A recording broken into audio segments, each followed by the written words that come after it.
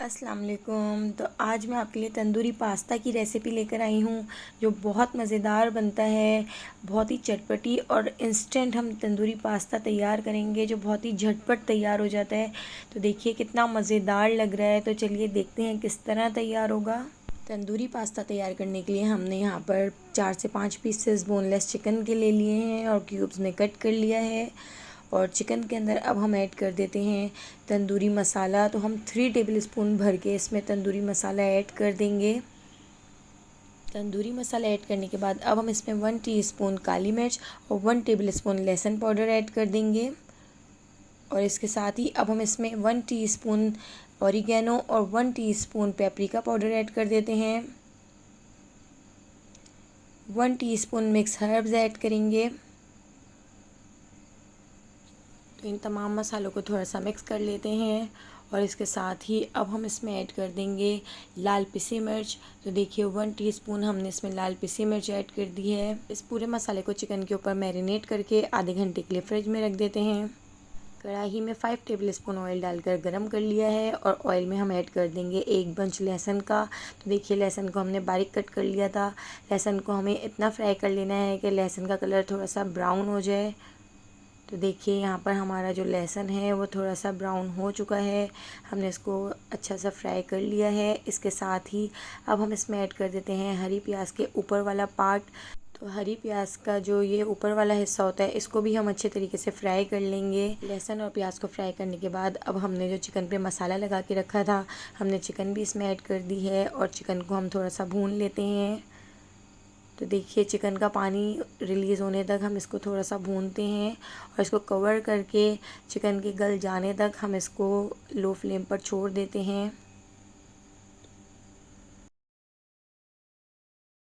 तो देखिए हमारी जो चिकन है वो बहुत अच्छे तरीके से टेंडर हो गई है और बहुत अच्छे तरीके से गल चुकी है। तो अब हम चिकन को भी चेक कर लेते हैं। तो देखिए हम चमचे से जब इस तरीके से चिकन को तोड़ रहे हैं तो चिकन अच्छे तरीके से टूट रही है। इसका मतलब है हमारी चिकन गल चुकी है। अब हमने यहाँ पर 2 शिमला मिर्च ले ली हैं। तो देखिए शिमला मिर्च को भी हमने क्यूब्स में कट कर लिया है और शिमला मिर्च हमने इसमें ऐड कर दी है। मीडियम टू हाई फ्लेम पर शिमला मिर्च को भी हम इसके साथ भून लेंगे। तो शिमला मिर्च को हमें क्रंची ही रखना है, बहुत ज़्यादा नहीं भूनना है। इसके साथ ही अब हम इसमें 3 टेबल स्पून सिरका ऐड कर देते हैं और 3 टेबल स्पून ही हम इसमें सोया सॉस ऐड करेंगे। 3 टेबल स्पून हमने इसमें चिली सॉस ऐड कर दी है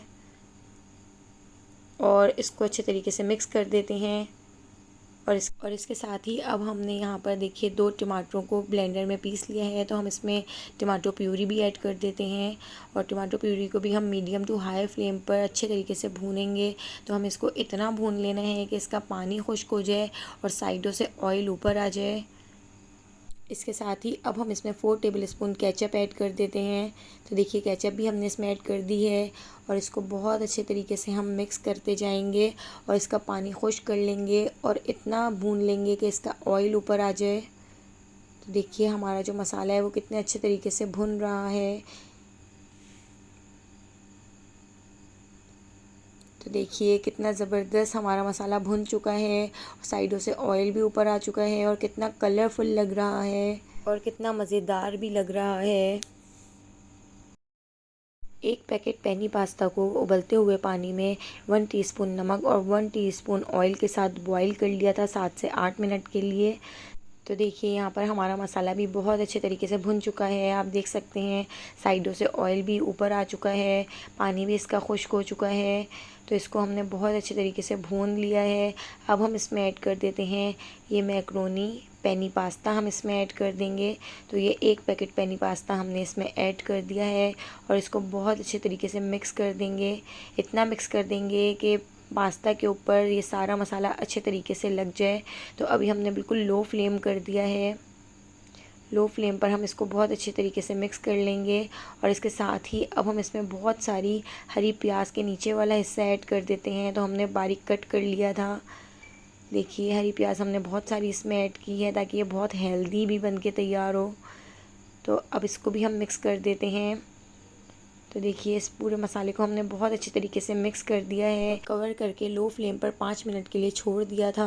तो देखिए यहाँ पर हमारा मज़ेदार तंदूरी पास्ता तैयार हो गया है और कितना मज़ेदार लग रहा है, कितना चटपटा लग रहा है। तो एक बार आप मेरी इस रेसिपी को ज़रूर ट्राई कीजिएगा और मुझे कमेंट करके बताइएगा कि आपको मेरी ये रेसिपी कैसी लगी। डिफरेंट स्टाइल का हमने यहाँ पर तंदूरी पेनी पास्ता तैयार किया है। जो बड़े बड़े रेस्टोरेंट में आप जाके खाते हैं वही आज रेसिपी मैंने आपको घर में दे दी है। तो आप भी इसको ज़रूर ट्राई कीजिएगा और मुझे कमेंट करके बताइएगा। मेरे चैनल को सब्सक्राइब कर दीजिएगा, बेल आइकन को प्रेस करना बिल्कुल भी मत भूलिएगा ताकि हर नई आने वाली वीडियो का नोटिफिकेशन सबसे पहले आपको मिले और आप मेरी सारी रेसिपीज़ वॉच कर सकें आने वाली वीडियो तक। अल्लाह हाफ़िज़।